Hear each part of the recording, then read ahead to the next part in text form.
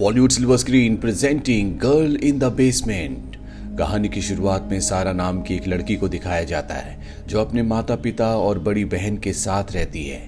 सारा पार्टी में जाना चाहती है लेकिन उसके पिता डॉन उसे परमिशन नहीं देते। इस बात पर सारा नाराज हो जाती है और अपने कमरे में चली जाती है। रात को उसका क्रिस्टोफर नाम का एक दोस्त आता है। वो उसके साथ उसकी बाइक में बैठकर उसी पार्टी में चली जाती है जहां जाने की परमिशन उसके डैड ने उसे नहीं दी थी।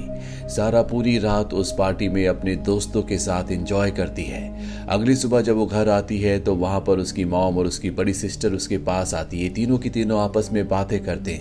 सारा बताती है कि वो 3 महीने बाद 18 साल की होने वाली है और एक बार वो 18 साल की हो गई उसके बाद वो अपने दोस्त के पास चली जाएगी। सारा के पिता ये बात सुन लेते हैं। अब लगभग पूरे 3 महीने बीत चुके हैं। एक दिन जब सारा और उसके पिता घर पर अकेले होते हैं तभी सारा के पिता सारा से कहते हैं कि मुझे तुम्हारी मदद की जरूरत है, मुझे नीचे बेसमेंट में कुछ सामान रखना है। सारा अपने पिता की मदद करती है और जब ये सामान लेकर नीचे बेसमेंट में पहुंच जाते हैं तो वहां पर सारा के पिता एक सीक्रेट दरवाजे को खोलते हैं जिसके बारे में सारा को कुछ नहीं पता होता। ये देखकर वो हैरान हो जाती है।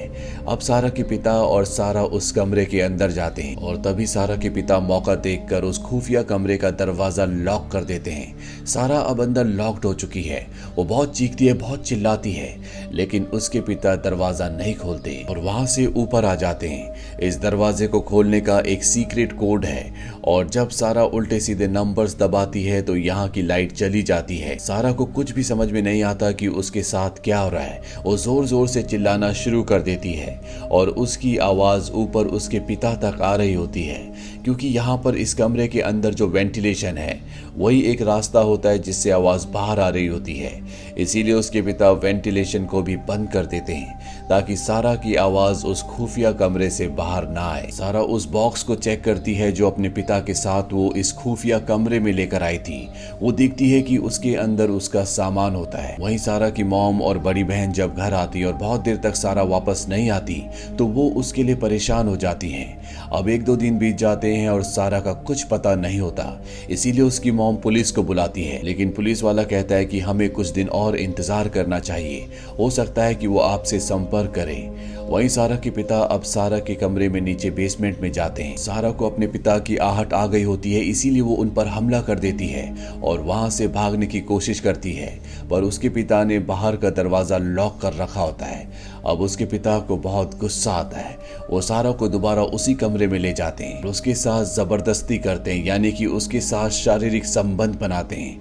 इस बात से सारा को बहुत दुख होता है। उसे समझ में नहीं आता कि उसके पिता उसके साथ ऐसा क्यों कर रहे हैं। सारा को आज बेसमेंट में पूरे 21 दिन हो चुके हैं। आज उसका जन्मदिन है। उसके पिता उसके लिए केक लाते हैं। वो सारा को जैसा जैसा कहते हैं सारा वैसा ही करती है क्योंकि उसके पिता ने उससे वादा किया था कि अगर वो उनकी सारी बात मानेगी तो उसे इस जगह से निकाल दिया जाएगा। यहाँ पर उसके पिता एक बार फिर से उसके साथ जबरदस्ती करते हैं। वहीं सारा की मॉम और उसकी बहन सारा के लिए बहुत परेशान है लेकिन सारा के पिता कहते हैं कि सारा ने खुद ही कहा था कि वो 18 साल की होने के बाद घर छोड़कर चली जाएगी। लेकिन सारा की मॉम को अंदर से पता है कि सारा कहीं ना कहीं फंस चुकी है। वो जानती है कि सारा सिर्फ ऐसा कहती थी, वो कभी ऐसा नहीं करना चाहती थी। कुछ दिनों के बाद सारा के पिता यहाँ पर उसके लिए एक घड़ी और एक टीवी लेकर आते हैं क्योंकि सारा ने इस चीज की डिमांड की होती है। वहीं उसके पास एक फूड केन होता है जिसके ढक्कन से वो एक हथियार बनाती है ताकि वो अपने पिता को इससे मार सके। उसके पिता जब दरवाजे की दूसरी तरफ होते हैं तो वो उन्हें अपने पास आने के लिए कहती है।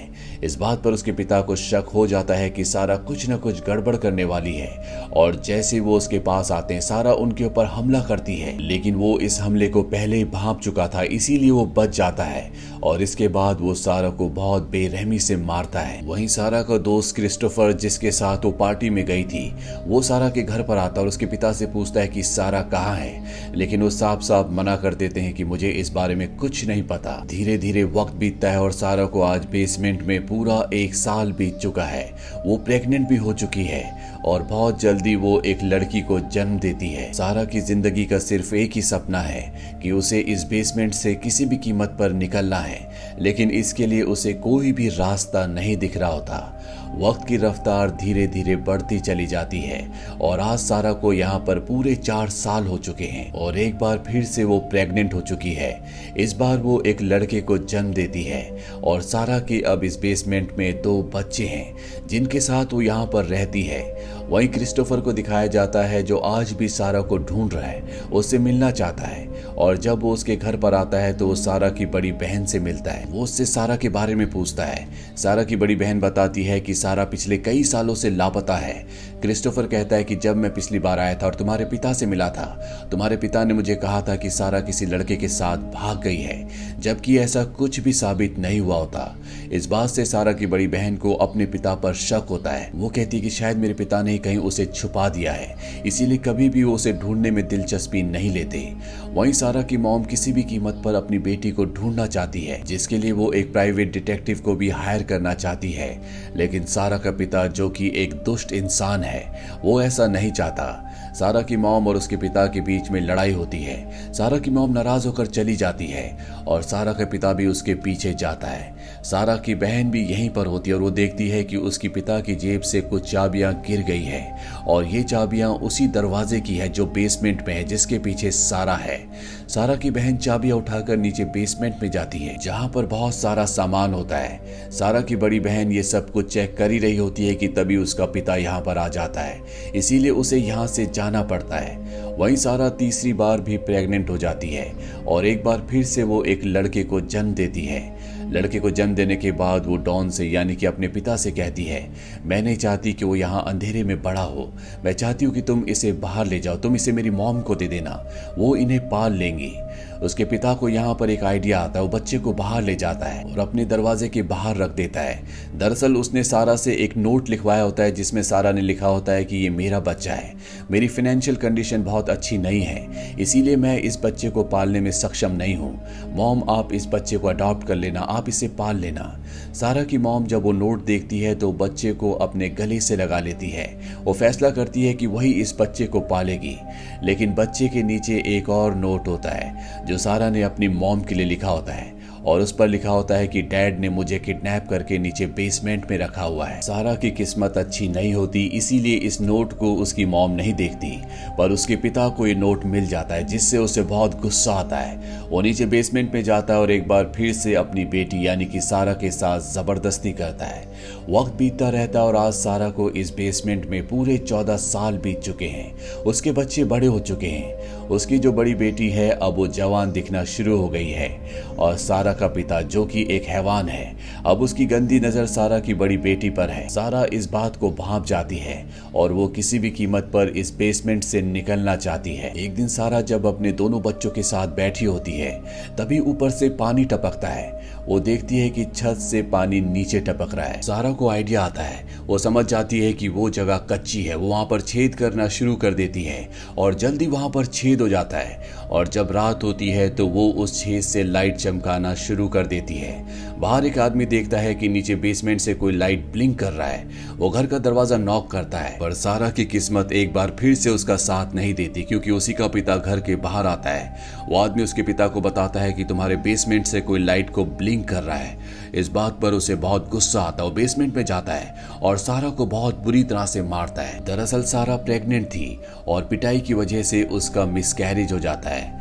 ऐसे दिन बीतते चले जाते हैं। सारा के दोनों बच्चे यहाँ पर परेशान है। उन्हें नहीं पता कि उन्हें किस बात की सजा दी जा रही है और जब सारा से वो इस बारे में पूछते हैं तो सारा उन्हें सारा सच बता देती है। वो कहती है कि जिस आदमी ने हमें यहाँ पर कैद किया है वो और कोई नहीं बल्कि मेरा पिता है। तुम उसी के बच्चे हो और मैं किसी भी कीमत पर तुम्हें उससे बचाना चाहती हूँ। ये सुनकर सारा के दोनों बच्चे यहाँ पर बुरी तरह से डर जाते हैं और जब ये बात सारा के पिता को पता चलती है कि सारा ने बच्चों को सारा सच बता दिया है तो उसे बहुत गुस्सा आता है और सारा को वो एक बार फिर से बहुत बुरी तरह से मारता है। सारा की हालत बहुत ज्यादा खराब हो चुकी है।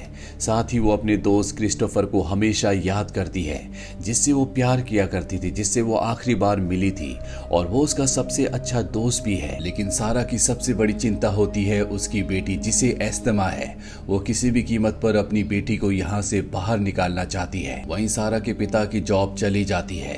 धीरे धीरे उनके सारे फंड्स भी खत्म हो जाते हैं उनके ऊपर बैंक का भी लोन होता है, इसीलिए अब उन्हें इस घर को खाली करना होगा। और वो जानता है कि अगर ऐसा हुआ तो उसका सारा काला सच दुनिया के सामने आ जाएगा, क्योंकि जो भी नई फैमिली इस घर पर रहने के लिए आएगी वो सारा और उसके बच्चों को आज नहीं तो कल ढूंढ ही लेगी। और वो तय करता है कि वो सारा को और उसके बच्चों को बेसमेंट में मार देगा। वो अपनी गाड़ी को एग्जॉस्ट फैन के पास ले जाता और उसका धुआं बेसमेंट में छोड़ना शुरू करता है ताकि दम घुटने की वजह से वो सब के सब मारे जाएं। लेकिन सारा का सबसे छोटा बेटा जो इसी घर पर रहता है वो वहां पर आ जाता है, जिस वजह से सारा और उसके बच्चों का उसका मारने का प्लान पूरी तरह से चौपट हो जाता है। इसी तरह से वक्त बीतता रहता है और सारा को आज बेसमेंट में पूरे 20 साल बीत चुके हैं। 20 साल से उसने ना सुबह देखी है ना शाम, ना उसने सूरज देखा है ना चांद। उसने इन बेसमेंट की 4 दीवारों के अलावा कुछ भी नहीं दिखा।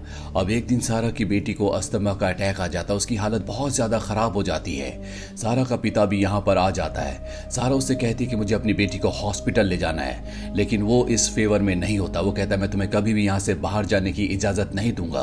पर जब सारा की बेटी बेहोश होने लगती है तो डॉन उसे कहता है कि तुम और तुम्हारी बेटी मेरे साथ हॉस्पिटल चल सकती हो, तुम्हारा बेटा यहीं पर रहेगा। सारा अपनी बेटी को उठाकर बेसमेंट से बाहर आती है और आज उसने कई सालों के बाद अपने घर को देखा है, उसने बाहर की दुनिया को देखा है। सारा अपनी बेटी को लेकर हॉस्पिटल पहुंच जाती है, जहां पर उसके सामने एक डॉक्टर आती है और वो सारा से कहती है कि तुम्हें इस फॉर्म को फिल करना होगा। सारा जानबूझकर फॉर्म के ऊपर पानी गिरा देती है और जब सारा का पिता दूसरा फॉर्म लेने के लिए जाता है तो सारा लड़खड़ाती हुई डॉक्टर तक पहुंच जाती है, उसके गले से लग जाती है और कहती है कि मुझे बचा लो। ठीक उसी वक्त सारा का पिता भी पीछे आ जाता है। वहां पर एक पुलिस इंस्पेक्टर भी होता है और इससे पहले कि उसका पिता वहां से भागता वो उसे पकड़ लेता है, जिसके बाद डॉन को ना चाहते हुए भी अपना सारा सच बताना पड़ता है। इसके बाद सारा के बेटे को भी बेसमेंट से निकाल लिया जाता है। इन सब ने यहाँ पर 24 साल गुजारे हैं। 24 सालों के बाद जब सारा की मॉम और उसकी बड़ी बहन सारा को और उसके बच्चों को देखते हैं तो वो पूरी तरह से स्तब्ध हो जाते हैं। उन्हें यकीन ही नहीं होता कि उनकी बेटी के साथ इतना बड़ा जुल्म हुआ है और जुल्म करने वाला और कोई नहीं बल्कि खुद उसका पति यानी कि सारा का पिता है। हालांकि सारा आजाद तो हो चुकी है, लेकिन उसके दिमाग में जो यादें हैं आज भी वो उसके साथ हैं, जिससे निकल पाना इतना आसान नहीं है। यहीं पर क्रिस्टोफर को भी दिखाया जाता है जो अब भी अनमैरिड होता है, उसने भी शादी नहीं की होती और सारा ज्यादा से ज्यादा उसके साथ टाइम स्पेंड करती है। ये एक सच्ची घटना थी जिसमें सारा को सन 1984 में बेसमेंट में उसके पिता ने कैद कर दिया था और उसे आजादी मिली थी सन 2008 में। इस घटना से पूरी दुनिया शॉक्ड हो गई थी और ये सोचने पर मजबूर हो गई थी कि एक पिता जिस पर बेटी सबसे ज्यादा भरोसा करती है, जिसे वो अपना रक्षक समझती है, वो उसका भक्षक कैसे बन सकता है। तो ये थी एक सच्ची कहानी the girl in the basement की।